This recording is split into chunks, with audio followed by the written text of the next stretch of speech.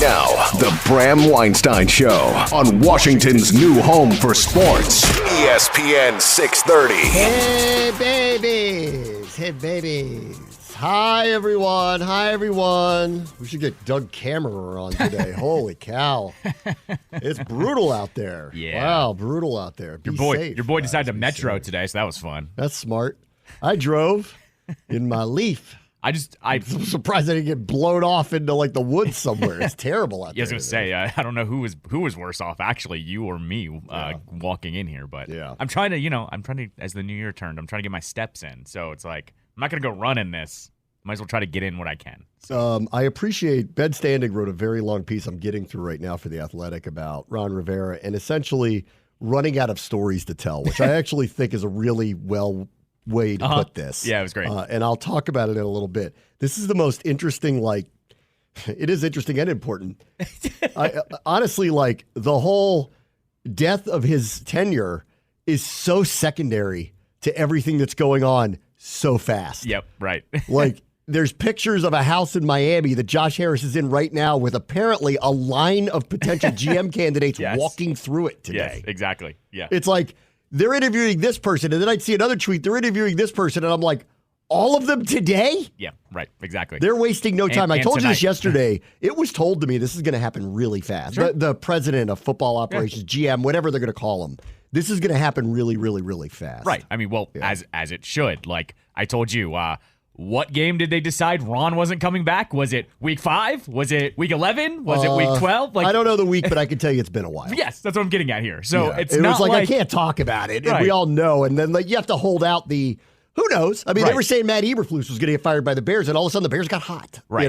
And now apparently today he hasn't been fired, so I guess he's not being fired. Right. You don't know. You don't know. This was the old, things are on the way out, but the lease is up. So just hold on for 3 more months, and then, I think you're ready to go. I think the ownership group did the right thing by just having a steady hand. I mean, even Josh Harris, he even put out there, he was like, this was hard to take, losing every week like that. And right.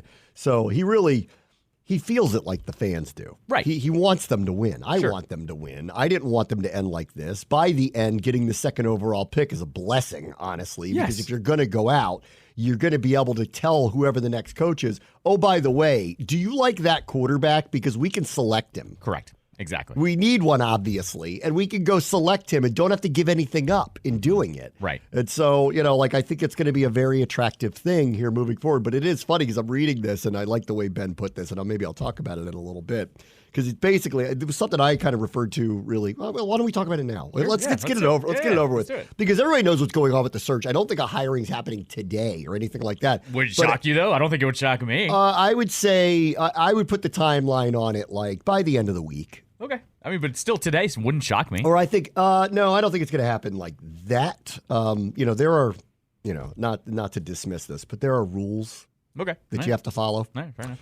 So those rules will, whether they have a favorite or not, and whether that person has already been kind of lined up anyway, which, hint, hint, kind of is the case here. Yeah. Not with the coach part, but I think with the GM, they've had their eyes on certain people. Yeah.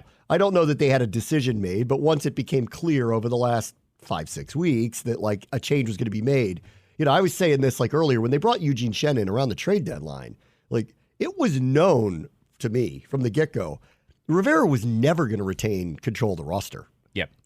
What he was on audition for with them was maybe he can be the head coach. Mm-hmm.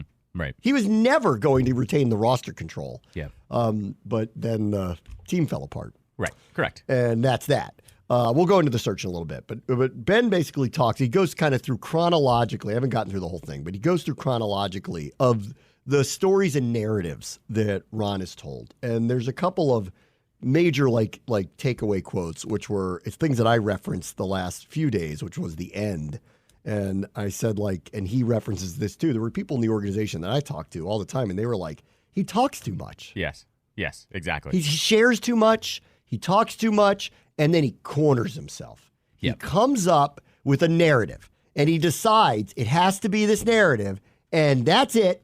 And then if it doesn't work, well, he's got to explain himself. Yep. So he's got to wiggle himself out of it. And then oftentimes, as you found here, he changes that narrative dramatically. Mm-hmm. I mean, for a while it was, we're going to build up this roster and plop a quarterback in. And when they thought they did that, but picked the wrong quarterback and actually didn't build up the roster in a way that really was ready for that anyway, he then had to all of a sudden go, you know what, we're going to go completely the other direction, and now you got to follow that. And when he's in charge, we have no choice but to follow the path of the narrative.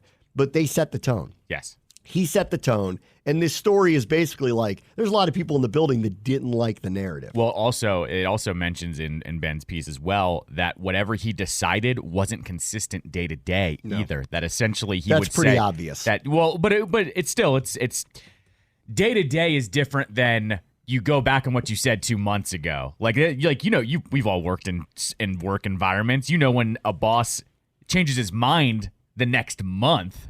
But when it's day to day, you know how hard that is to work under those conditions. So to see Ben actually, get somebody to say that makes a lot more sense now, because it did always seem a little more. I don't want to use a negative, like a too negative word, but it sounds about as hectic as I thought it started to reveal itself to be. Yeah, that it wasn't all very well thought out. It's kind of how I'm gathering here. It's a little more hectic than I thought, I guess, is what I'm getting at. Yeah, I think because he's the only voice. So if your only voice is incoherent at times, no one really knows what to do. It was. I mean, I don't even want to talk about who I talked to about with this, but because it's not fair to them. Yeah. But it's people who just are in full agreement. We've tried. Yeah, we tried with him. Yeah, so many times to tell him. One, you don't have to answer every question. Yeah, it's okay to be Belichick sometimes. Yep. He had one, what was a few weeks ago, when they said, if you were in the playoff hunt, would you start Jacoby Brissett? And he answered that question. Yeah, right. And I'm sitting there going, but they're not. Yeah, exactly. They are eliminated. Right. This isn't a real thing. Don't answer that question. Right. I'm worried about the Rams or whoever they were playing that week. The red flags for him in these press conferences, the red flags of don't answer that question were not natural to him. Yeah. Because I would see them and I would hear these questions and I'm like, can you picture the headline? Because if you can't, then you don't understand how to answer these questions. Mm-hmm. If someone asks you that, it's a trap. Right.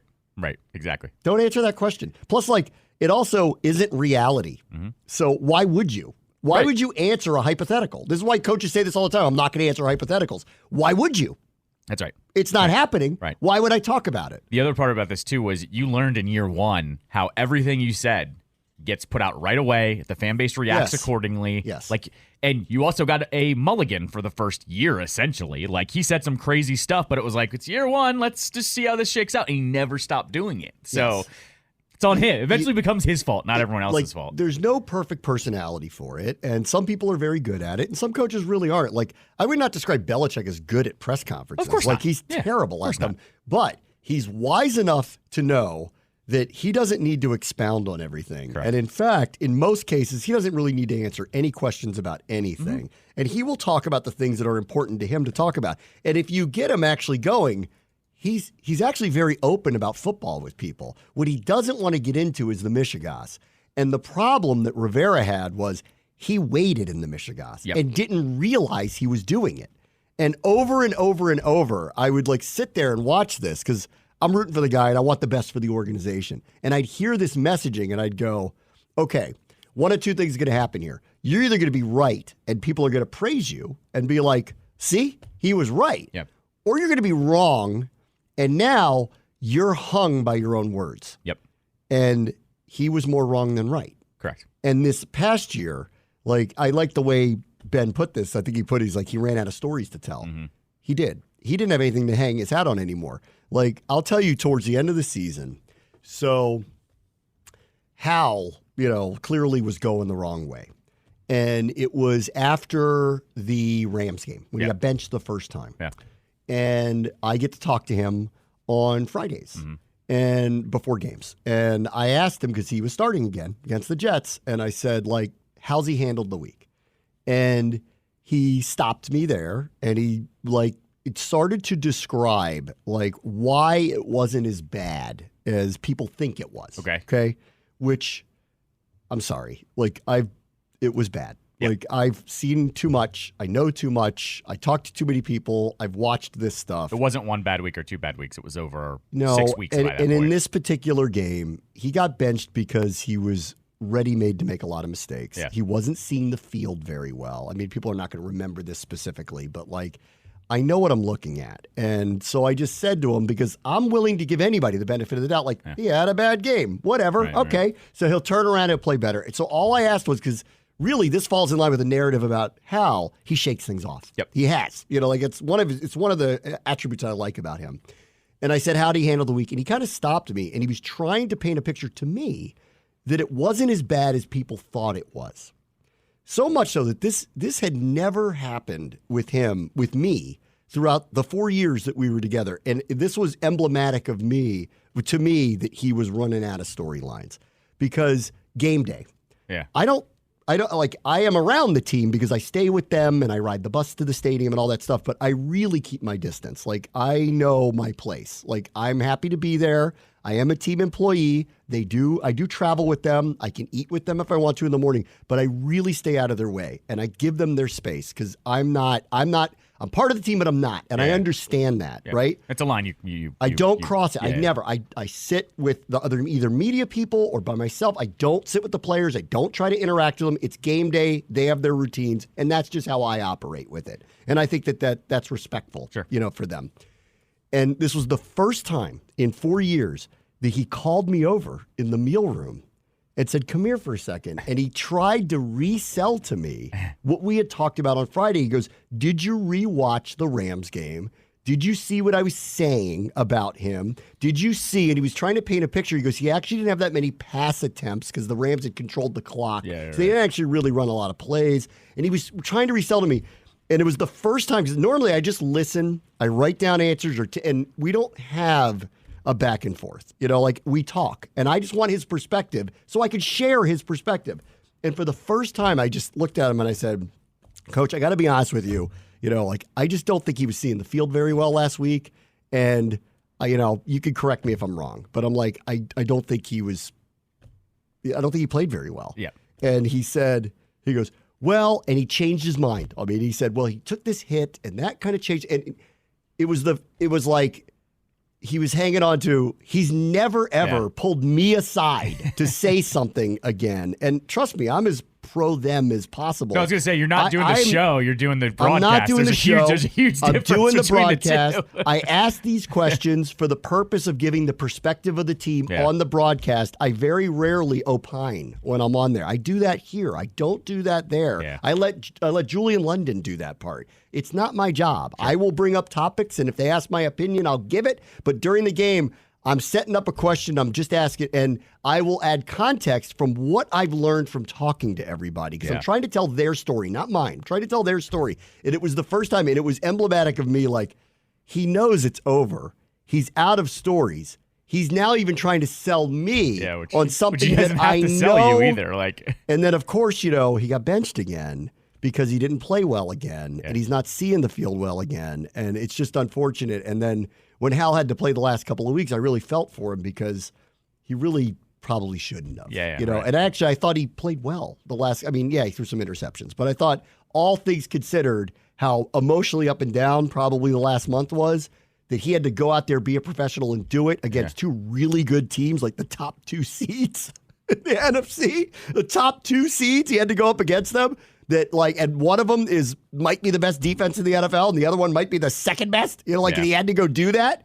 Like, I thought it was almost heroic that he had to do it. People don't give him credit for it. Like, he'd been benched and then told he had to go play again. Yeah, just think about that for a second. Like, that's awful. After the year he was having and how it had spiraled down, and I thought he actually was very professional at the end. But to the point of what Ben is writing here, Rivera ran out of stories. He couldn't sell anything anymore. And he was trying by the end to hang his hat on. I think he got sensitive about Hal. Not sensitive, that's the wrong word. He was just trying to resell me. He wasn't mad at me, or he was just trying to be like, I'm trying to tell you it's not as bad as it is, as you think it is. And I appreciated that. He was standing up for his quarterback, but it was the last thing that he tried to sell hard, and he knew it wasn't going well. Here we are with the second overall pick going, we know we're taking a quarterback. Right. Well, even that's over with. Oh, now. yeah, no, that's not a debate. The other thing, just on the Hal front is all these stories, the eggs were spread out. And then they kept getting smaller and smaller, and in every sense, all the eggs got put into the Sam Howell basket. Yes. So he did it the year before with Wentz. Sure. And I remember I described it that way. I go, boy, he's putting a lot of eggs in those baskets, basket, because this guy's broken. Right. And he's been broken by two teams. Yep. Two teams ran him off in singular years. That's not good. Mm-hmm. So is that happenstance? Maybe. Can they fix him? I'm open to hearing that. These are the professional coaches. I'm open to hearing all of that. By training camp, it was pretty obvious that, this was a real risk. And they actually got lucky that he broke his finger, because I actually think it would have spiraled on them the same way Hal started to. Right. He couldn't play. Heineke was good enough, confident enough, had the backing of his teammates, and the team played hard, that it kept them alive. By the time they got to the end of the season, he had to go back to the bet he made at the beginning of the season to try to prove to everybody that he was right. Yeah. And in the end, it was the wrong bet again. Every time he tried to put all his eggs in a basket, that's the part that stinks. Every big bet he made that he went all in on, bust. Yeah, absolutely. Yep, every single one. Every single one. But the problem was some of them were predictable. Yep. It's one thing when you go all in on something, like the Jets went all in on Rodgers. They didn't know he was going to get hurt 4 plays into the season. Of course. They didn't know that. How they adjusted to it, I think, is worth debating. Yep. How did they handle it? Right. But, that's not their fault. Going all in on Wentz, this was predictable this might happen. Going all in on Hal, it was semi-predictable that it would be up and down. The bad part is the down came at the worst possible time, which was the season's on the line. This guy's got to save me now. And he can't. Right. And the team also isn't as competitive as they were. So it's not all his fault. There's a lot that was going on there. But I appreciate what Ben wrote here, because that is the truth. And I think really there are a couple things here of his tenure. And I know there hasn't been much of an autopsy of it because everything changed so fast. They're like, he's fired. We're interviewing every major name. The page didn't get turned. The chapter got turned. I mean, it was we're done. Bye. We're done. Bye. New book, I think it's also because the last 6-7 weeks have been this is over. Yeah, right. Yeah. It's not even no redeeming for qualities. Well, if he had what I thought he would have was a competitive team that's around 500, that's vying potentially for a playoff spot, we would have been sitting there going, I wonder if he's going to keep his job. Yeah. But because it went so bad so quickly, the whole month of December was, this is a death march. We know that. It's just a matter of what the record's going to be, and he'll be gone. Yeah. He knew that. He lost any case he had to make because all the stories he told, none of them came true. Yeah, right. Exactly. None of them. I saw a quote today from, I think it was Danny Amendola, and because of the Belichick stuff that's going around. Yeah. And he said, we worked for Belichick, but we played for Brady. And I feel like that quote, not maybe in the same energy, feels a little bit like Rivera and Heineke to me. Yeah, maybe. That Rivera, they worked really hard and played really hard for him. But when it came to playing for Heineke, they played and put together a really big effort. And what I'm getting at here is you had Carson Wentz. I know you and I have talked about it, and there was the rumors that he wasn't a great teammate or whatever. For all intents and purposes, we've heard great things about him in the Washington locker room, especially at the end of last year. All the guys said that they liked Wentz, right? Yes. But I think what happened here is he Yeah, that stuff with him and chemistry was overrated. In my experience with him, that wasn't actually a problem. Or it may have been in the past, but it wasn't here. Yeah, I was going to say, you learned, knowing coming here to Washington, I had to be a good teammate no matter what happens, or else I'm really finished, right? I mean, that's what he learned. He had to drop his ego. Correct. Is what it sounds like. What I'm getting at here is what you just said. It was almost better that Wentz got hurt because it bought them some extra time, and he's lucky. And he's lucky the team liked Heineke. Is what I'm telling. It bought him time, the needle last year. And it also, once the sale was in place, there was no change to be made. That's right. So, after the Wentz money, the Wentz thing goes bust, and they don't make the playoffs again. Mm-hmm. They go flame out. He has a press conference where he admits he doesn't know that they could be eliminated from the playoffs. Right. They flame out in December as they had for the last couple of years. Well, Dan Snyder's selling the team, so there's no change to be made. Right. Which bought him a little more time. But that's when it gets to this year, The story that he weaved was, we found our quarterback, and then Ben cites that quote that he told Albert Breer. He's like, well, F it, if I knew he was this good, I would have gone with him earlier, to which everybody said, but you're the head coach. How would you not know that? That's right. Right. How would you not know? Who would know if it's not you? That's right, yes. You're the head of the front office and the head coach. You're the GM and the head coach, and you're not sure that you have that good of a quarterback in your building? You can't admit that. Again, which goes back to, he talks too much. It's the I think you should leave. We're all trying to find the guy who did this. Yeah. You drafted him. You drafted him. It was you. You drafted him. You've practiced with him all year. Were you not paying attention? Right. You're the GM. You're everything. So, who else was it supposed to be, Ron? Right. Who else was it supposed to be? Scott Turner? Maybe you should take a look at this guy. You should have told yourself this. Who had the final say on drafting him with the 5th-round pick? By the way, history repeated itself. Remember how he was talking about Quan Martin the following year? He did that with Hal. Yeah. And then in the same offseason, he's going, well, Quan Martin's not going to play. He's just buried on the depth chart. Yeah. We're kind of like, well, then why did you draft him with one of your higher picks? And then what happened? He gets playing time, and he's their best playmaker the last month of the season. He made the same mistakes over again. Ron was his own worst enemy in the end. Because you know what? He asked for a job that he couldn't handle. Correct. Now, some of it was out of his control, but he signed on for it, and it continued to be out of his control, which is what I empathize with him about, FBI investigations and toxic workplace stuff. The guy he hired in that case. I'm just... Correct. So, but he knew what he signed on for. Right. Okay, he knew what he signed on for. It never really stopped, and I felt for him with that part because he did have to deal with things that no coach should have to deal with, especially one that had nothing to do with any of it, right? Yeah. So, and I thought he gets the Medal of Honor for that part of it. Sure. There's your Bronze Star. I'll give you that for dealing with all of that.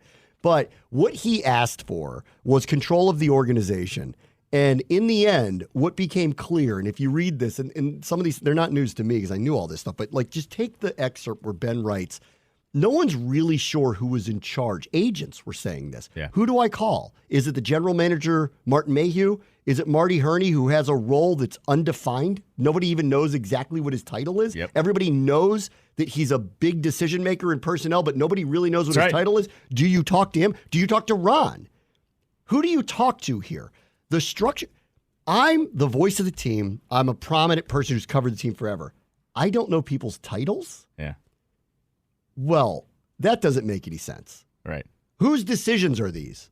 We can't tell you.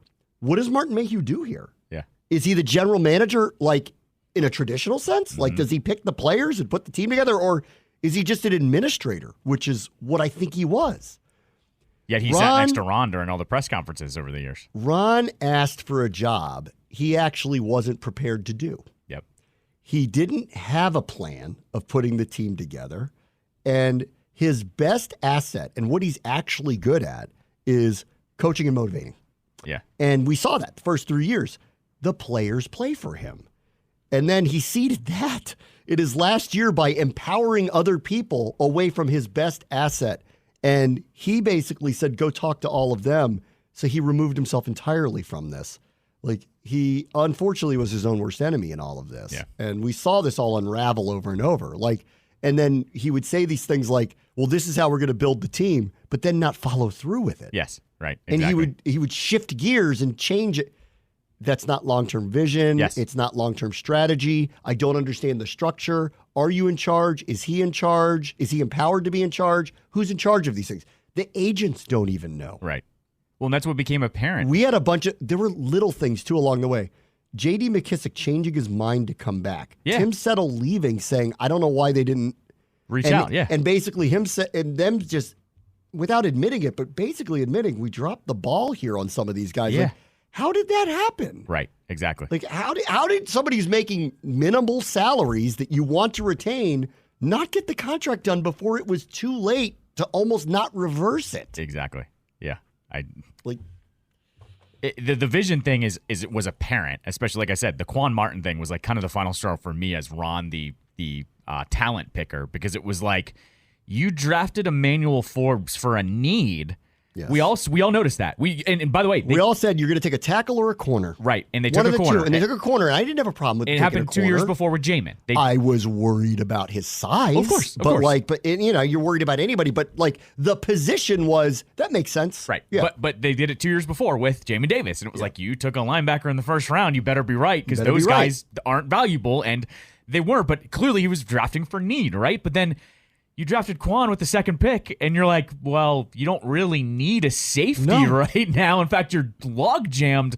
Correct. Yet when you challenged him on it, he was only played because Derek Forrest got hurt. Yes, right. Exactly. It's the only real reason why he played. Right. And then what it did, though, is it set the narrative of like, he's got to play now, because you had told us that he essentially wasn't ready to play. Yeah. Yet we just watched over the last month. As I said, he was probably their best player on defense the last month of the good season. news for him was he did get a lot of time. Right. And by the end, he actually had become pretty good. Yeah, no, it's so they ended up of the draft class. He's the one I actually feel pretty good about, that they got a guy who can play and play multiple positions too, like position flex. He loves the position flex, like Buffalo nickel. Yeah, throw that like one around he's actually turned out to be pretty good, and like so I'm happy about him. Yeah. Forbes, I'm very worried about. Yeah, and the next coaching staff will have to deal with that, and hopefully it will get better. And I'm worried about it. But Quan looks all right. The rest of the draft class is the total. Who knows? Oh, we made a joke about it because I think 5 weeks into the season, when Forbes was benched, they were getting 0 snaps from every single draft pick. You know, it was late round running back looked okay. Yeah, right. Right. Okay, sure. fine. Right. Maybe he's a depth running back. Great. The center never played. Right. We'll never know. He got hurt. So I mean, I don't know, but we don't know. Sure. But they drafted a center after they re-signed 2 centers. That's right. It was like he's a pure center. And then by the middle of camp, I remember sitting there going, who's getting cut? Right. Exactly. They're not going to cut him. Yeah, right. But he's never going to play. So then they moved him to guard, which is not his position because they had to warrant finding a position. I remember sitting there going, you can only carry so many people. So you're going to have 3 centers on this team? Right. That's what you're going to have? And then all of a sudden, he's a guard now. Yeah, I bet he is. I bet he is, yeah. Or you're cutting Larson, which would have been a massive mistake had they done it. Right, exactly. It lacked a lot of clarity. The stories he told didn't really add up. Right. He made a lot of bets on things that felt like they were risky bets that blew up in his face. And, and unfortunately, I think what he exposed himself as is he's not particularly good as running a front office. And had he just focused, had he brought in his own personnel guy, just let him do it, stayed away from it, and just remained the coach, I don't know what the outcome would have been, because here's what I know about him. That team played really hard for him those first 3 years. That's his best asset. Is he the best coach? No. Is he the best, schematic person? Probably not. But I'll tell you what matters in this sport. Guys playing hard and putting the effort in, and he's the one that walked away from some of that in his last year. He made his own bed. I mean, the follow-up to that, too, was, I'd knocked Jay Gruden for all these years, whatever, but Jay just took the personnel and plugged them in wherever they needed to be plugged in and never bitched about it or whatever. And it just made me, at the end of Rivera's tenure, I couldn't believe I'd come all the way back around I can't believe it, but Jay was a better, just normal head coach than Ron was, essentially. I mean, he might have been a better schematic type person, at least on that side of the ball. Yeah. They were very good on offense consistently. Yes, through the years. They also, they blew it with Cousins, but they really had a good quarterback. Jay was always really funny, though. Jay, one of his favorite draft picks was because he piped up about Matt Ioannidis. Yeah. But that was essentially what we had come used to. He piped up about a 5th round, defensive tackle. He was in a bad spot with the front office and the ownership, but he also didn't help himself because he was a poster child of the frat boy culture. Oh, of course. No, absolutely. And had he been more of a responsible adult, I think he might have survived a little differently through all of it. But because there's pictures of him eating jumbo slice drunk on the corner at the college party, and everybody knows his proclivities, and also knows he's not the responsible adult sitting here. Yeah. He fell into, whether that's fair or not, characterized as one of the bros that needed to go. Well, what I was going to say was all he was doing was fitting right in with the owner and the team president. Why do you think he got an extension? Right, exactly. They liked him. Right, correct. Right. They liked him because he partied with them. Also drinking the Coors in the office. Correct. All right, let me take a quick break. Brave Show, ESPN 630 Sports Capital. Maybe Channel 4 can send their helicopters over Josh Harris's house in Miami and check out what's going on there. See if they could catch a glimpse of any new names that might be coming down the road as well. Which, by the way, we didn't even touch on. He was asked about that, by the way, yesterday, and he did blow it off. Right. He didn't say they wouldn't change it. He just said, we're a little busy right now, and there's other things on our plate, and nothing's coming with that. You know, I'm convinced they do listen to everything around town, and if you remember when you and I were back on these airwaves for the first time, and we had the Redskins discussion, remember I had said the smart thing to do would be to have a placeholder name before you come up with the next one. And what happened like 6 months later after the George Floyd stuff? They had Washington football team in place. And so I'm just going to say, I don't know if the team listened to me specifically, but I'm going to say someone swiped what I said. And what have I been saying to you? You shouldn't change the name until you have the new stadium. So I think what's happening here is that they are not going to touch this until they can do probably full not. Clean slate. Well, why change it now? Because you're still at FedEx Field. But when you go to RFK or the new stadium down the street in Landover, you're going to be whatever that name could be. I got to tell you, the only thing I could see is a short-term solution, and I wouldn't advise doing this, but everybody likes the original colors. Yeah. And everybody seemed to be down with Washington football team. Sure. You could just do that in the interim. Uh-huh. Yeah. And absolutely. potentially in perpetuity. Correct. But I agree with them. It's not a priority. And if they've proven anything here initially, they said they weren't going to do anything rash with the football side of it. Yep. They let the season play out. Now they're making their decisions and moving on. Yeah. They've said they're going to be very patient about this name thing and stop worrying about it and believe them. Right. It's not a priority. Sure. There's not going to be a surprise press conference sometime where, oops, we're the whatever now. Yeah. That's not going to happen. It's going to be thoughtful and thought through. And you don't just willy-nilly change the brand all the time. No, of course. You know, and I get it. A lot of people don't like this, and it ain't my favorite either. But I think they'll deal with it when they deal with it. They got bigger fish to fry at this point. Exactly. They've got to hire a new front office, a new head coach, a new coaching staff. Remember that. It's not just 2 people. We're talking about 20. They got to go hire, potentially a training staff. Yeah. They've got to go talk to Muriel Bowser and Wes Moore and Glenn Youngkin. Yep. They've got to talk about a training facility. They got a lot on their plate, and frankly, this is just not high on the priority list at all. Yeah, right. Well, at all. I think the other part of this. So we can all deal with the name Commanders for however many more seasons it's going to be. I'm pretty convinced they will change it because these guys, they're like the rest of us. They're from here. It isn't the same. Well, we also heard how we all heard how they spoke about it on those opening press conferences. Yeah, Magic spoke for them all. I mean, they're going to come around to it. It's just not important right now, and I agree with that. It's not important right now. So, deal with it. We're going to be the Commanders next year. Deal with it. Once we get through, we got a new head coach. We got everything on the football side, and then we'll see what happens on the business side. Who knows? That wasn't addressed yesterday, by the way. I was surprised no one asked that, but that wasn't addressed. So we'll see. Whatever they do, they have a lot to do in the building. And then they got to deal with a stadium. There's no time for that. Yeah. You know what? You're upset they're going to be Commanders in 2024? That's what they're going to be, probably for another few seasons. And so what? They'll get around to it when they get around to it. One on the stadium thing, he did mention it, though.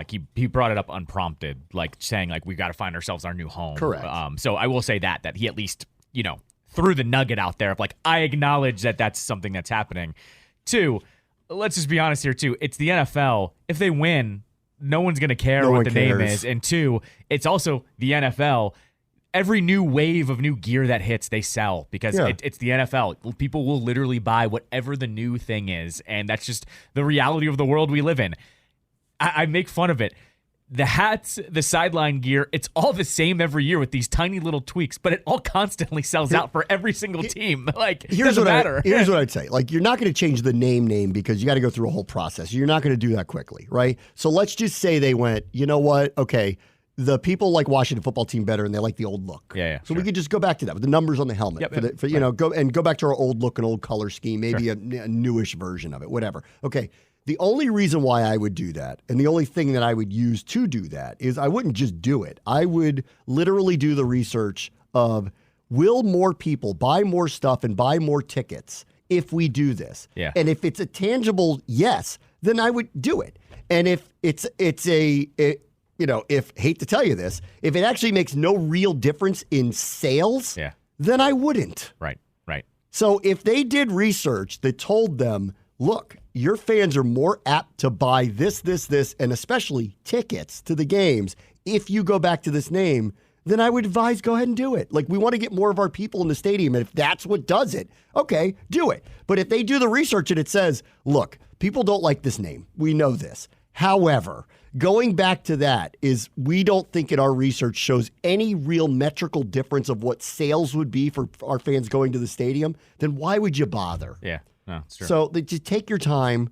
Like, it is something that I'm pretty convinced will be dealt with. It's just not in the short term. Yeah. And it doesn't seem like we got way too many other important things going on here. Let's get the football side going right. Then they can deal with the business side if they want to. And then we got to talk to the politicians. We got too many other big ticket items to worry about the name Commanders. Just call them Washington if it bothers you that much. Oh, well, I mean, that's what I was going to say, too, is nothing will stop you from keeping the name Commanders and then going to that WFT look. Nobody cares if you wear the old Rigo jersey, all right? It's great. We're all for it. Put on your Theismann jersey. Put on your Sonny jersey. Put on your Rigo jersey. Put on your Dexter jersey. It's fine. We're all fine with it. I told you this. With the first game they played as the Commanders 2 years ago, they were selling old Mitchell and Ness jerseys in the shop. Yeah. They were still selling the old jerseys. They didn't say Redskins on them because they're accurate, but I'm just saying, I think that would go a long way. I also do think, though, you're getting in a situation now where people are associating the new look with this era. And so I don't think anyone would be opposed to just turning the page on these crazy-looking uniforms, going back to the classic look. Like you and I were in agreement that they needed a refresh, I think, or some kind of alternate. No doubt. Some kind of alternate, I think, bare minimum. But I'm just going to be honest here. What they turned out was kind of like, there's a lot going on all of those jerseys. Like, it's not us. It's just simply not us. The page was turned a little too much, in my opinion, on those. And I was trying to like them, and I do like them, but they knew it was going to fall flat too. They go look at those jerseys up close. There's all those dots all over them. There's this weird stripes that they're trying to tell me looks like the flag. It doesn't look like the flag at all on TV. Like, yeah. It looked like a 10-year-old designed them, just threw a bunch of things together at the end of the day. I don't mind the look, but God, did they just get away from what they were, I think, is really, I think, what was so shocking to everybody at the end of the day. So. Speaking of stadium stuff, I meant to mention this yesterday, but there was just so much going on that we couldn't get around to it. Sheila Johnson, who owns the Mystics, did you see this interview? I didn't, actually. So she went on with David Rubenstein on the I guess he does a show for Bloomberg, right? And he may buy the Orioles. Yeah. I was going to say, who knows? Anyway, that's who had the report that he might. She went on with him and said this about the move to Virginia for the Caps and the Wizards. Quote, "It is a long way from happening." Oh, okay. And then she had to, she realized, because everyone picked it up and went, wait a minute. And so she basically said, no, we're trying to make this happen. It's going to be good for everybody. Like, got behind it, but said opposition to it may hold it up. It's not done yet. Of course, the Virginia politicians haven't voted on this. Yep. It's a tremendous amount of public money. I still think it's happening. And secondarily, I saw a report from News 4 that they did one, Muriel Bowser did an event across the street from Cap One. Okay. And was asked, I don't remember why she was there, but it was for something. And I don't think it was to take a shot at Ted, but was asked a lot about Capital One Arena. And she said on the record, we're not interested in putting a lot of city funds into helping renovate Capital One Arena if they're moving out of here, which is not a surprise. Yeah, of and course. I think is the right thing to say and do. And no offense to the Mystics, but we're not giving you millions and millions of dollars to have an arena for 20 home dates. Well, yeah, why would they? And you're going to take all the big events and put it in your new arena. Yeah. Why are we going to do that? And I saw a bunch of people retweet going, the mayor's has to do this because remember, while the Leotis family owns the building, they don't own the land. Mm-hmm. Right. The land is owned by the city. So eventually, they'll just get that land back. Yep. If Ted and company do actually move. So this isn't over. Virginia's going to have a lot to say with it. Can the politicians approve the money? If they do, they're moving. That's happening. What happens with the Mystics will be interesting at that point. Maybe they'll try to go to Capital One Arena, but I agree with the mayor. I mean, I'm mad at her for all the things that are happening here, but I agree with her that if this is the end game and this is what happens, you do not give that ownership group millions and millions of dollars to fund their arena that they just pulled the two biggest things out of. Not only that, they're going, we literally just built you an arena. Correct. In Ward 8. Remember that part? Right. So that's the other part of this is she's going, absolutely not. And to her point, why would that help the city? They don't profit off the tickets. Doesn't. Like, No, so it doesn't. she's going, we already built you one. No, she's saying basically what's going to happen is this place is going to die on the vine. Yep. And then Right. you're going to have to get out of it. right. And then we're going to get the building back. And then we'll do what we see fit. And unfortunately, that could be nothing. That's right. Yeah. It could be a white elephant down there. There's already a lot of crime going on. There's a lot of vacancies. And I don't know what you do with a space like that in an area that's not sought after. So they're going to have to put on their thinking caps, figure out how to fix the center city. It's going to be tough.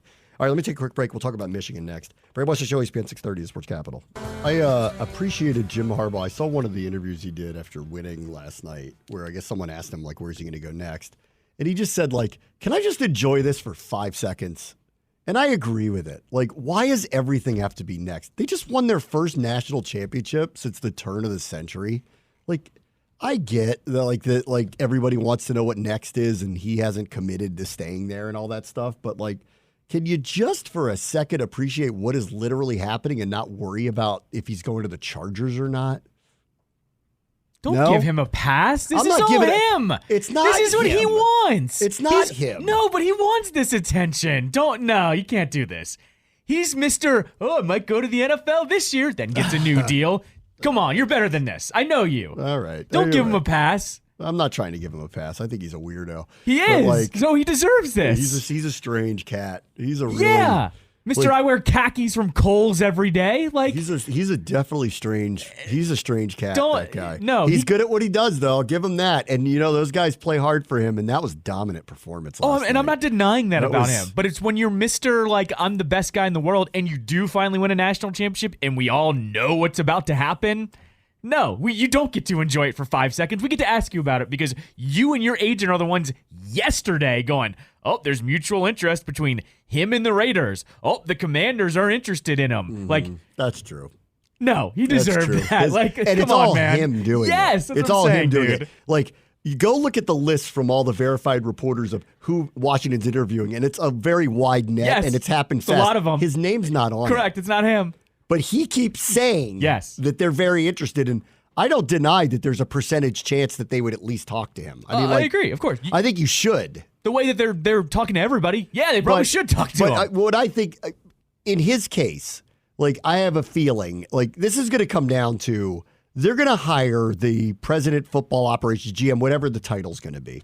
I think it's going to happen fast, Yeah. like within the week to 2 weeks tops. Like, and you'll see it's warp speed. They're meeting with multiple people today. Yeah, right. Like, it's happening today. They're doing GM speed date down there. Those people are going to be part of the advisory committee that hires the coach. And, you know, I hate to break it to everybody, but the likelihood is if they hire who I think they're going to hire, that person probably already has in mind who That's he right. wants to be the Yes, head coach. that's anybody. But they do have to go through a process, and you do have to interview a lot of people, and you should interview a lot of people. But I have a feeling if Adam Peters is the GM of this team, he's the assistant GM in San Francisco, and that's who I think it's going to be. That's my guess. Yeah. Okay, just a guess. But I think if that's who it's going to be, I don't know who he loves, but I'm going to bet he wants that Lions guy. And if he doesn't get that Lions guy, then there's probably somebody else. I have a feeling it's not Jim Harbaugh. Right. Which is why he's not on this list, because Jim Harbaugh, I think, falls into a different category. Yeah. Jim Harbaugh determines who works with him as the GM, not the other way around. Correct. And that's why it's not going to be Belichick and why I doubt that it's Jim Harbaugh.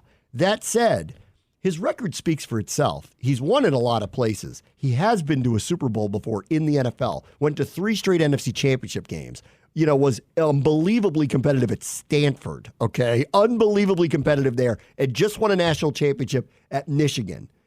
I mean, to not at least be interested in speaking to him, I think would not be doing yourself a service here, because he clearly knows how to win. Yes. You know, he's a strange guy, and it sounds like it doesn't last long before people get very sick of him. Right. But if you tell me we're going to go to 3 straight NFC championship games and then I get sick of them, I'll take that. Yeah. Right.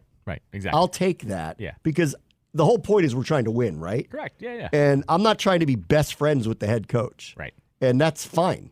You know, like if he comes in here and he rubs people the wrong way, but they win a lot, you're not going to hear a complaint from who me cares? about that. Yeah, absolutely. So I don't think it's him here. That's not how I read this. I read it as some major, prominent, first-time GM who's been waiting in the wings, like Adam Peters or Ian Cunningham or the guy from Kansas City or the guy from Philadelphia. It's going to be that person. Well, that person's going to come in. Do they want Jim Harbaugh? Because no one's asked them that. Yeah. And just knowing what I know, I doubt that that's the person they're going to pick, because I think we're looking for the Lynn Shanahan thing here, where people work in lockstep. And the thing that worries me about Harbaugh is he is going to be smartest guy in the room. He's also going to tell you what he feels about it, whether you like it or not. Maybe that's not a bad thing, but I got a feeling that the new GM doesn't want the coach having usurped power over him, which is, I think, Harbaugh's a little beyond reproach and will tell you that. Yeah, right. So that's why I don't think it's going to be him. However, I get the desire to at least talk to him. And honestly, if I'm the Harris Group, I would want to meet with him. Sure. Maybe not hire him, but I would want to meet with him and talk to him and hear from him, because why would you turn down somebody who's won at so many different places on so many different levels in a family of winners? Why wouldn't you talk to him? Totally. No. Who's got it better than us? Nobody. Stop it. He totally deserves that question. Absolutely. As for Michigan last night, look, I saw Penix play a lot this year. They killed that dude. Yeah, he was limping by the end, literally limping off the field. That was dominant. Yeah, I said the whole game was, can you get to Penix, and what's the cornerback receiver matchup? And with a couple of minor exceptions, the defense of the Michigan Wolverines just totally had them. Yep. That score could have been worse. Mm-hmm. It could have been worse. And so they were the best team in college football. You got to hand it to them. I mean, I'm not trying to make him a martyr like a lot of people are with it. He got suspended twice, both times for good reason. He's not a victim, but they won, and cheating in college football is commonplace to the point where it's like, what, they're villains? Oh, really? Who's the good guy then? Right. There's no good guy. They just got caught. And you know what? They went after him because the college football world knew this might happen. That's why they went after him. That's the only victim part of this. They went after him hard to try to derail them. It doesn't mean he didn't do it. He did. But to his point, all these other places did the exact same thing. Just nobody went at him as hard as they did. Why did they go at him that hard? Because they thought this might happen, and it did. So I will give him credit for that, for surviving that part and getting it done. I'll say this, too, for all the people that were saying, oh, my God, they're cheaters. Go look at how they beat Washington. A pass rush and running the ball. They killed JJ had, 8 completions or something like that. He had nothing. All they did was run the ball and rush the passer. I mean, dude, they did it very basically. Go watch their fourth quarter against Alabama. Yeah, right. That's Alabama. Yeah, right. Exactly. Yeah. Right. I don't want to hear it. Yeah, right. Exactly. They were the best team this year. They deserve it. Congratulations to them. I hope Harbaugh goes to either Vegas or the Chargers. Otherwise, those Friday conversations with me and him, I don't know, maybe I have to wear khakis to him. I don't know. I'll get those glasses. I don't think you'll talk any football for that. I don't think so either. I think you just talk about random crap. Probably. Yeah, I bet he's got a little Mike Leach in him that he'd like to just talk random crap. Yeah, right. He'd exactly. probably prefer that. Yeah, exactly. Yeah. Who would win, a commander or a giant? Yeah.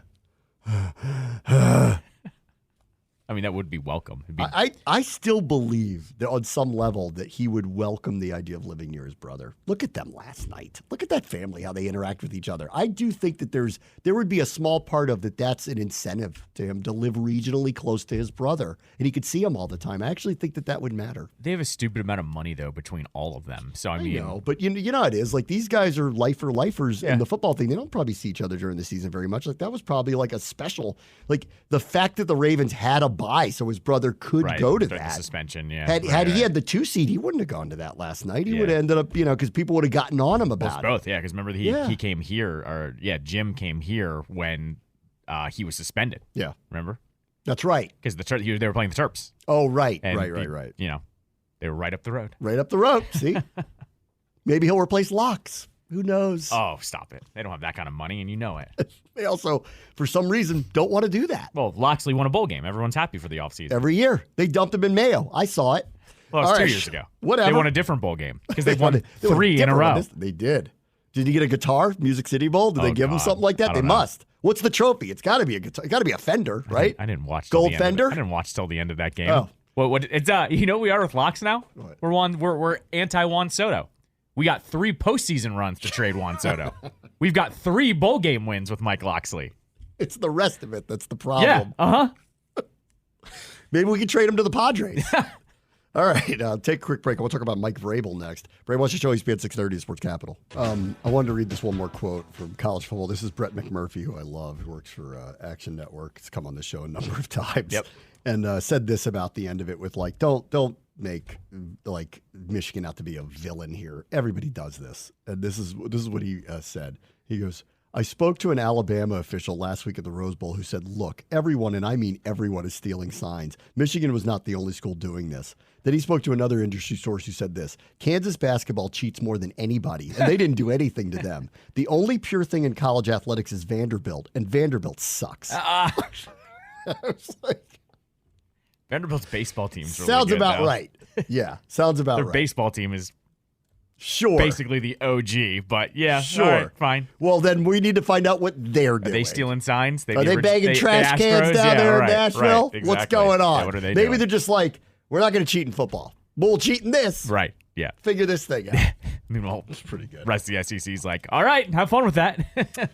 Mike Vrabel was fired today by the Titans. Mm-hmm. Their owner went on radio or did an interview with somebody with team content It's with the voice of the yes. Titans, yeah. and confirmed a report that they decided not to trade him because it would take too long, Yes. and they just wanted to move on to their next coach quickly. Yeah. The other reporting is, and this came out a couple of weeks ago, where they said Vrabel wanted to meet with them about whether he should be there much longer. And the report is that's not true, that he did not go to them and ask for those things. Okay. So they wanted him out for whatever reason. Right. Probably because he was complaining about the roster he was given. Most likely because he was also, remember, he was adamant when they traded A.J. Brown, when they were like, it basically turned into, okay, if you wanted to get assets, great, but you didn't give me another wide receiver to replace him with, and then They got a first-round pick, Right, and and they used it on a receiver, Right, who's right. turned out to be fine, but he's Right. not that guy. He's not that guy, exactly. And then what was the Well, game? I remember at the time, I'm like, if you're not paying him, who are you paying? Like, he's as good as anybody. So if you've decided you don't want to pay this guy, who are you going to get that's better? Right. Like, What are you Exactly. waiting for? Tyreek Hill? Right. Like, what are you waiting for? right, exactly. And that's what got their old GM fired when the Eagles played at Tennessee and A.J. Brown caught like 2 touchdowns and 150 yards or correct. whatever it was. Yeah, correct. Because they were like, duh. Of course that one backfired on you. Right. They gave Tannehill too much money. Yep. And now they've moved on from him. They tried to trade Derrick Henry, couldn't get a trade partner. Right. Now he's gone. Right. So the heart and soul of the team's gone. The rest of the roster's average. It's very average. So for Vrabel, who I think is a very, very, very good coach, he can't win there right now. Correct. And he's probably telling them that. And now they don't want to hear it. They fired the previous GM who traded A.J. Brown. Mm-hmm. They have the new GM. I guess he's not getting along with the new GM because the roster didn't get any better. Right. They're going to be bad. Well, they've also tried Watch. to. He's also kind of. They're going to be bad. I don't think He's them. They're going to be bad. I don't think it's his fault here because I'm going to guess he's not controlling the roster. They've tried to fill in their quarterback, hole, and We'll see with Levis. I mean, he's But before that, he's it a high was Malik pick, so we'll Willis. see. Remember, they thought Malik Willis was going to be an answer. Yeah, and that I mean, was, at least in that case, he was taken into the 3rd or 4th round. Yeah. So that, you know what, like, they took a flyer on a good athlete, but they didn't I'm okay with that stuff. Like, we need a quarterback of the future. We're not spending a high draft pick on him. Let's try it. Sure. Clearly, he's not because they went and drafted a guy the next year. Exactly. I actually liked Levis in college, so I was Yeah. like, you know what? I'll give him a chance. But this is smelling like that's going to be a bad spot for a while. Right. It's smelling that way because, okay, now they're going to get a new coach who's going to be better than him. yeah, doubt it. Like, that's the weird part of it. It's kind of like he doesn't do a bad job. You guys know that, right? Right. Yeah, that's what I don't really understand. The only thing I can really kind of point to is, did the Titans in their ownership, did they start to feel that like Vrabel was taking over, like he was trying to be their Belichick, and maybe they didn't want that to be the case because everyone was siding with him, saying he was a good head coach, and they were kind of like, we don't want him to be that big of a part of this building. I think he's very, very good at motivating players. Yep. I think he's a very good coach. I think he does the little stuff well where he kind of games things up Yep. here and there. Oh, yeah. Like, just for a moment, just think about this. They were the 1 seed a couple years ago, and Ryan Tannehill was their quarterback. Sure. So, Like, think about that. He for a second. Belichick in that last playoff game. He beat them in their last ride together. Ryan Tannehill's not going to the Hall of Fame. Right. Just think about that. Derrick Henry's an all-time player. But, just think about that for a second. They didn't have a dominating roster. Right. They were very well coached. They play really hard. They're a bloodbath when you play them. That's him. Right. That's him. And he Belichicks it up a little bit. He games it up every once in a while. They do a few things that work for them. They run it down your throat. They're a tough, hard-nosed team, and they just gutted that part of it. And he probably was saying, you're making this hard for me to win because you keep taking away my good players. That's right. Right. You got to have talent to win. And you just took away A.J. Brown's the best thing we have. I mean, no offense, Derrick Henry. He's the best thing we have on this team. Young, explosive player. He actually opens it up for Derrick Henry because they have to honor him. That's right. You got to double cover him if you're playing us. Now you don't have to do that anymore with us. They're going to load the box on Henry. He's getting older anyway. And our defense, the guys who were, stalwarts for them started to get older, Byard, guys like that. They have a couple good players, but not a lot of standouts. So obviously the roster isn't as good as it used to be. Sure. He probably was getting real ornery about it and saying, we got to do better, we got to do better, we got to do better. And they got sick of hearing it from him, so they cut him out. But he's the best part of the whole thing. Well, that's the mistake and the crazy part. Maybe you should listen to him. Well, I think on that note, too, he's looking around at the division and going, it's come back full circle.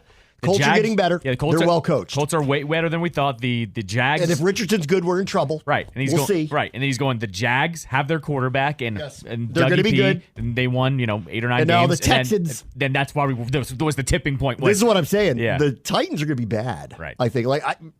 To whoever they get to coach the team. Yes. It's going to be bad. Yes. It's not going to go well. Yeah. So they're making mistakes down there. Right. And for him, I do wonder here, do we talk to him now? I think he's worth a conversation. Oh, no doubt. Again, I would put him, not in the Harbaugh category because he has won a lot. He does make the playoffs a lot. He was a 1 seed with Tannehill as his quarterback a few years ago. So he's done it on this level as a player, as a coach now for a period of time. It's not a one-off with him. And, it doesn't read this doesn't read like that would be the choice. But I don't know how you don't talk to him based on how much success he's had. Well, especially, too, if he's basically saying or insinuating out loud his main problem with Tennessee was who was picking the players.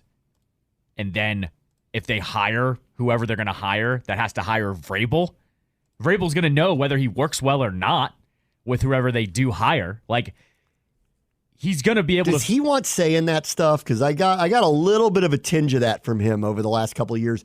He's not going to get that here, and I don't think he's going to get that really anywhere. Honestly. I think what's happening. I think what happened in Tennessee was he had to start piping up about it because it was so bad. It was getting bad. That's my theory. The roster was getting worse. Yeah, and he's going, well, if you guys are so bad at this, you might as well let me chime in. I think that's really what it was, and then maybe if he believes in whoever's here, maybe he leaves it alone. Or maybe he just wants to kind of same thing. Jay Gruden chimed in a little bit here and there when it came to personnel. Maybe he just wants to be heard. Maybe, we don't know exactly what they were and we're not letting him do. Maybe they weren't letting him chime in at all, which maybe that is the case. And that's what irked him and irked them, that he kept kind of trying to push and push and push. But who knows what it is? If you're hiring him, you're obviously going to know, though, what his expectation is when it comes to building the roster out. Yeah.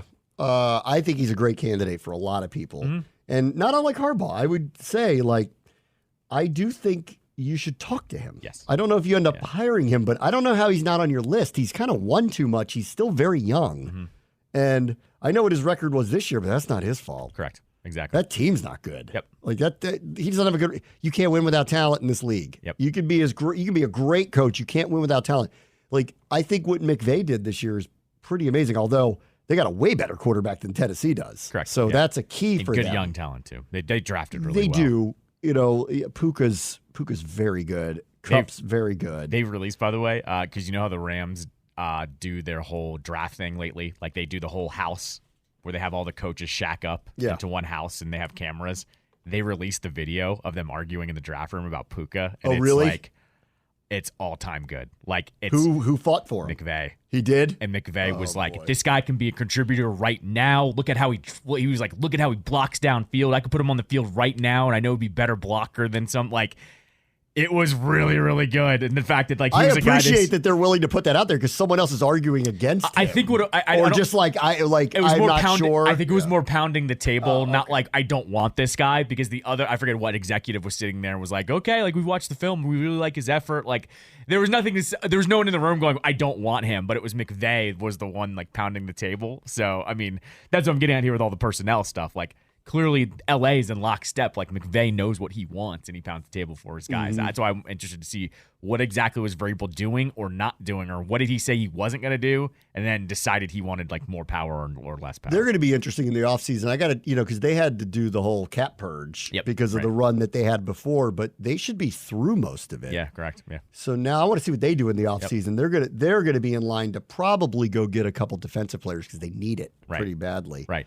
This weekend's going to be very telling. Stafford back in Detroit's incredible. To that point, too, Stafford was lights out this year. Like he's very good. Like the fact that he is at the bare minimum a professional quarterback and can make some plays, like, I mean, they're right back in the thick of things next year. It may wake him up, too. Yes. Because I think the pressure was off of him because they knew they couldn't be good. They weren't good, and they don't have personnel to be good. Again, this goes back to you have to have a team that's good enough. The difference between the Rams and Vrabel's team was they have a real quarter. They have a borderline Hall of Fame quarterback. Actually, he might be in now that he's won a Super Bowl. Yeah. He probably is. Like, they have a Hall of Fame quarterback on their team. The Titans don't. Correct. Right. Exactly. But the rest of the team, if you really look at it, like Kyron Williams, he seems like a very good player. He'd be running back on anybody's team. Yeah. Kupp's very good. It looks like they hit on Puka. Everything else there is whatever. Yep. And on defense, outside of Aaron Donald, like, it's not like it was. Right. Like, they don't have I watched them on tape. I remember going to that game. You laughed at me. I said, this game may end up being close because I don't think we're going to win, but because the way we were going. But I'm like, they're not that impressive, honestly. Like, our defense is just so bad that, like, we're not going to stop them. I'm like, Kupp and Puka are going to kill us. Correct. Of course, we don't have a cornerback. Everybody does. Let's say because we don't have a cornerback. So I should go through the numbers of number one receivers against us this year. Just stupid. Yeah. Are probably outrageous. Like, should add it up over the course of a year. I would bet that a number of them had their best days. Right. CeeDee Lamb had his best day the week before, but he came close the other day. Yeah, right. He had two of them against us. Mm-hmm. Dak's numbers are outrageous against us this year. He had like a perfect passer rating in 2 full games. Yeah, right. If he didn't have a tip pass for an interception, he would have a perfect passer rating against us in 2 full football games. Yep, right. Terrible. Speaking of the Cowboys. So they're being very cagey about McCarthy. Mm-hmm. And we put in a request for Dan Quinn, which I think a lot of people will. And I think Dan Quinn, is probably going to put the screws to Jerry this year. Yeah. And I think they're being cagey about McCarthy because I bet that they're going to play this thing out. And if the Cowboys flame out, right, I could see where Jerry just gives him the job to avoid him going somewhere else and just dumps McCarthy, which is kind of crazy. But I have a feeling that's how it's reading to me. I mean, like, Jerry Jones did one of his 8 million interviews that he does, and he said out loud, like, we're going to go game to game. They're the 2 seed. They went undefeated at home. Dak's had his best year since before that injury a couple years ago. McCarthy took over the offense. Right. And he's basically saying, show it to me, or I still would move on from you. I think this is more about Quinn because Quinn did the old interview last year, and then they gave him the pay raise and whatever else that came with, like a title or whatever the hell it was. And I think Jerry's pretty much going, I can't give you anything more because then you'd be the head coach. He got him to stick around one more time. Right. Gave him more money. Gave him more money, gave him more power. Mm-hmm. Everybody loves him, thinks he's a very good coach. I think he very easily could get another job this cycle if he wants it. Yeah. In fact, Tennessee might look at someone like him, possibility. Who knows? I mean, I think a lot of places might look at him. Whoever strikes out on the guy, like everybody wants this Ben Johnson guy. Only one team's going to get him. Yep. I think a lot of people are going to want Harbaugh. Only one team's going to get him. Somebody's going to strike out. So whoever that is, Quinn and Vrabel are just sitting right there as next in line, probably to get jobs if they want them. And Quinn, off of what the Cowboys defense has done the last few years, it's hard not to love him. But that goes back to personnel too.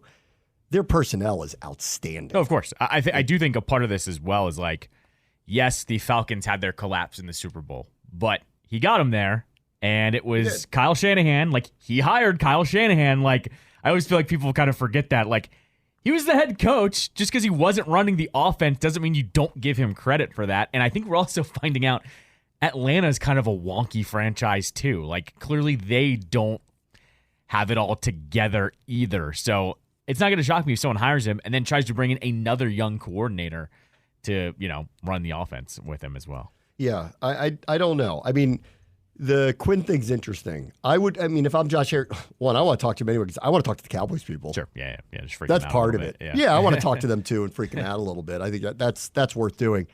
I don't think he's, to me, high on the list here for the job, but I do want to talk to him.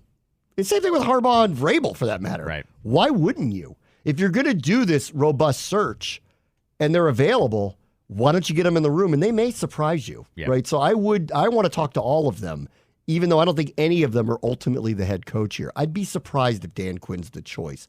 I think it's going to be Ben Johnson from the Lions, personally, after we get whoever the, head of the front office is. Right. If I had to guess, I think this Adam Peters guy from San Francisco, the Bob Myers link is too on the nose. I mean, I get it. He's hired to help them as building a winning culture. He also knows this guy personally. Yep.